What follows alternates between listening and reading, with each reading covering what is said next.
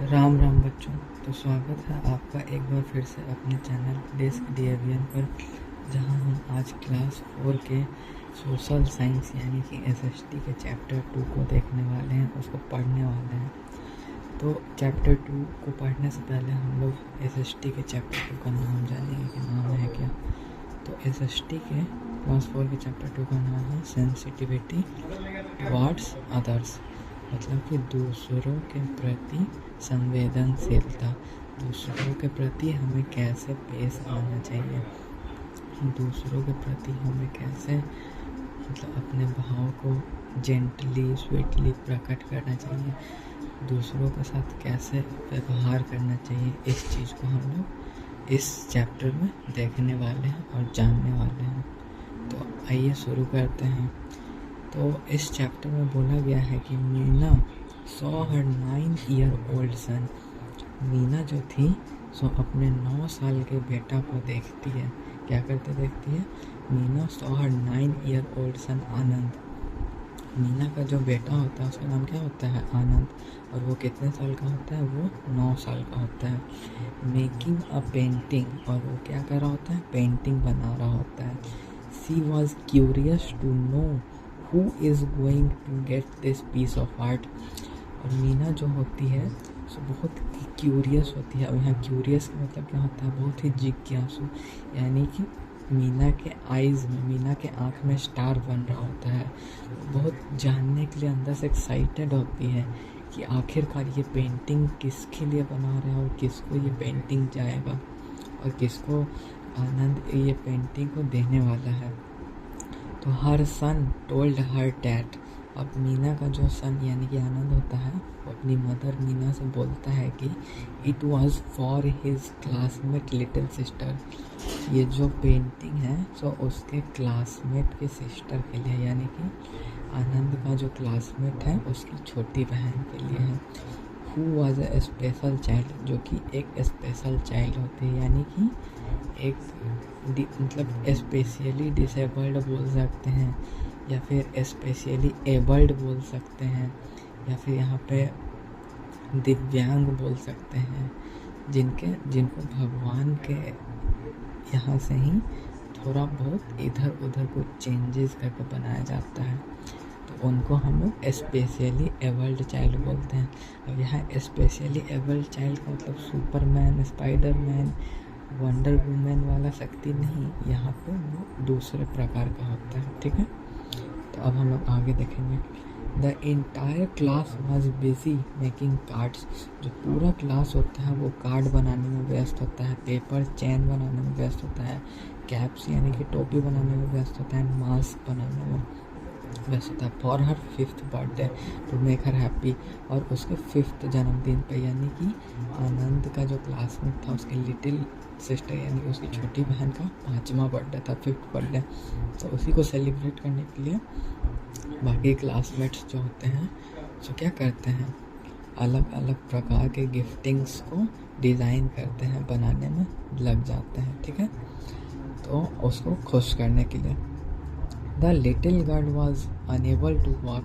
वो जो छोटी लड़की होती है, स्पेशली चाइल्ड होती है, वो अनेबल टू वॉक यानी वो चल फिर नहीं सकती है, स्पीक बोल भी नहीं सकती है सही से, सुन भी नहीं और हियर सुन भी नहीं सकती है। But conveyed her happiness, but वो अपने खुशी को प्रकट कर सकती है। और कैसे अपने खुशी को प्रकट करती है? बाय स्माइलिंग और क्लैपिंग। स्माइल करके यानी कि मुस्कुरा के, और क्लैपिंग करके यानी कि ताली बजा के अपनी खुशी को प्रकट करती है। अब आगे कहा गया है कि Anand's answer filled Meena's eye with tears. Anand का जो ये बात था, आनंद का ये बात सुन के उसकी जो मदर थी मीना, उनके आंखों में आंसू आ गए।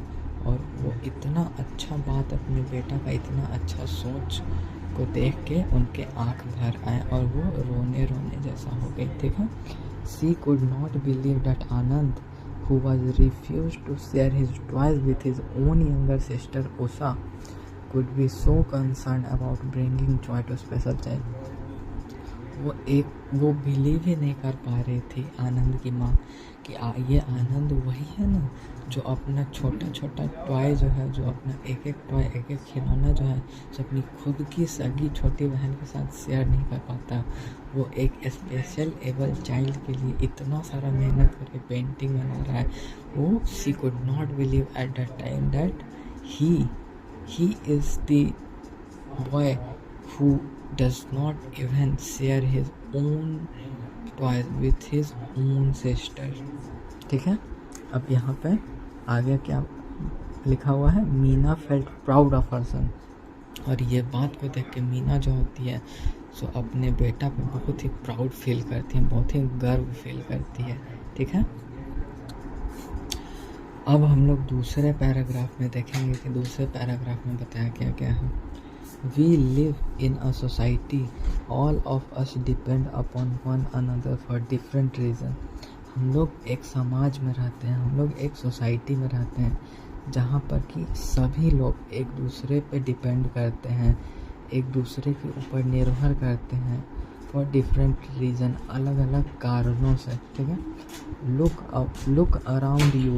look around and you will find the most people are sensitive to their need of others। हम अपने आसपास देखें तो हमें ये पता चलता है कि ज़्यादातर जो पीपल होते हैं, most of the people are sensitive, वो संवेदनशील होते हैं अपने आसपास के लोगों के प्रति, दूसरों के प्रति। Everyone is ready to hold the hand of a child and an old person। सभी लोग रेडी होते हैं समय आने पे बच्चों का, बूढ़ों का हाथ पकड़ के मदद करने के लिए रोड क्रॉसिंग के दौरान।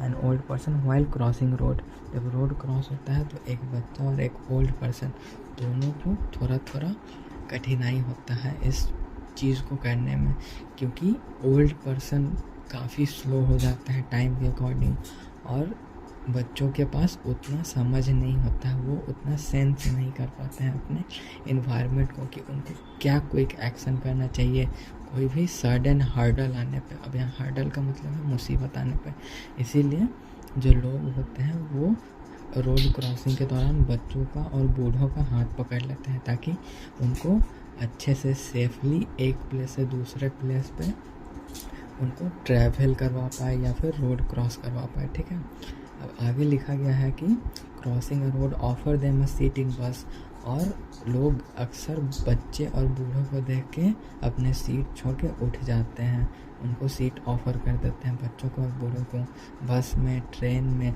और help them to carry heavy bags, और उनको मदद भी करते हैं भारी भारी सामान को, बोझ को उठाने में, क्योंकि बच्चों के पास उतना पावर और उतना इम्यूनिटी या फिर उतना स्ट्रेंथ नहीं होता है कि वो ज़्यादा लोड को, हैवी सामान को उठा पाए। और ओल्ड पर्सन के पास भी अकॉर्डिंग टू टाइम ये जो कैपेसिटी होता है वो डिग्रेड होने लगता है, वो कम होने लगता है। ठीक है, अब हम लोग आगे देखेंगे नेक्स्ट पेज में। आगे का पेज को देखने से पहले हम लोग इस पेज के डू यू नो को डिस्कस कर लेते हैं यहीं पर। तो फर्स्ट डू यू नो, इस चैप्टर के फर्स्ट डू यू नो में क्या बताया गया है कि a society is a organised group of people. हमारा जो सोसाइटी होता है, हमारा जो समाज होता है, सो ऑर्गेनाइज्ड पीपल का क्या होता है, एक ग्रुप, समूह होता है जहाँ पे हर एक लोग एक दूसरे के ऊपर डिपेंड करते हैं, एक दूसरे के ऊपर हेल्पिंग हैंड्स के रूप में काम करते हैं, एक दूसरे का रेस्पॉन्सिबिलिटी शेयर करते हैं। ठीक है, अब हम यहाँ पर नेक्स्ट पेज में देखेंगे कि क्या हमें बताया गया है। तो नेक्स्ट पेज कहता है कि a children develop a caring attitude towards other by watching their parents and other people around them.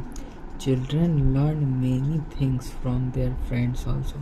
बच्चे जो होते हैं सो अपने अंदर केयरिंग का एटीट्यूड कैसे डेवलप करते हैं, दूसरों के प्रति केयरिंग टाइप का बिहेवियर, दूसरों के प्रति संवेदनशीलता, दूसरों के प्रति भाव को कैसे सीखते हैं, कैसे प्रकट करना सीखते हैं।